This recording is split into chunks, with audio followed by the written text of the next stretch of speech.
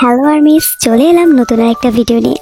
তার আগে যারা চ্যানেলে নতুন আছো বা যারা চ্যানেলটিকে এখনও পর্যন্ত সাবস্ক্রাইব করনি তারা অবশ্যই চ্যানেলটিকে সাবস্ক্রাইব করে বেল আইকন প্রেস করে রাখবে, যাতে আমার ভিডিওগুলো সবার আগে তোমার কাছে পৌঁছয়। তো চলো ভিডিওতে যাওয়া যাক। আরএমের একটা স্বভাব যা কখনো যাওয়ার নয়, সেটা হলো জিনিসপত্র হারানো বা ভেঙে ফেলা। একবার তো আরএম প্লেনের মধ্যেই তার পাসপোর্ট হারিয়ে ফেলে। সুগা এই কাণ্ড দেখে বলে, আমি একদমই আশ্চর্য হইনি। জেহব বলে, আমি তো কেঁদেই দিচ্ছিলাম।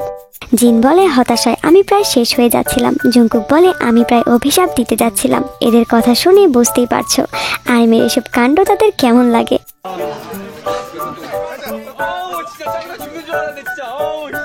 এই ভিডিওতে জেহবের বোনের ইংলিশ বলার উপর জেহব সহ শোয়ের লোকজন রিয়েকশন দিচ্ছিল।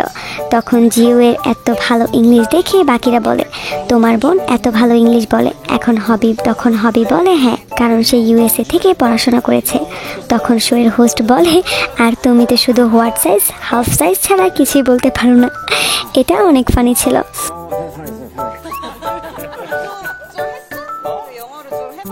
বিটিএস মেম্বাররা একে অপরকে হাড়ে হাড়ে চিনে। এখানে জঙ্কুক শুধু তার জিন হিয়ংয়ের গায়ের গন্ধ নিয়ে বলে দেয়, এটা জিন। সবাই তো শুনে পুরোই অবাক।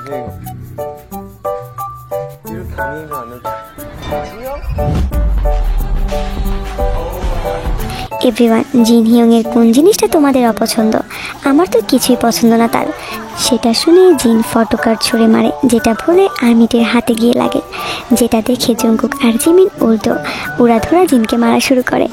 এদিকে বেচারা আর্মিটিকে বারবার বলছিল, তোমার লাগেনি তো?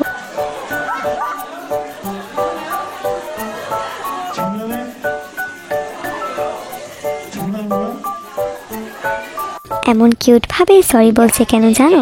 কারণ যেহেতু আর্মিদের বলেছিল অ্যাপস বানিয়ে দেখাবে, বাট সেটা করতে পারেনি। তাই যে সকল আর্মিরা ডিসঅ্যাপয়েন্টেড হয়েছে তাদের কিউট করে সরি বলছে। জেহব আর পোকামাকড় ভাই রে ভাই।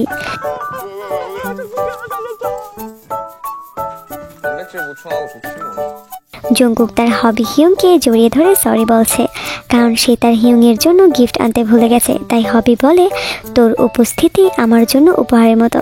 তো আর্মিস, ভিডিওটি কেমন লাগলো অবশ্যই কমেন্টে জানিয়ে যাবা।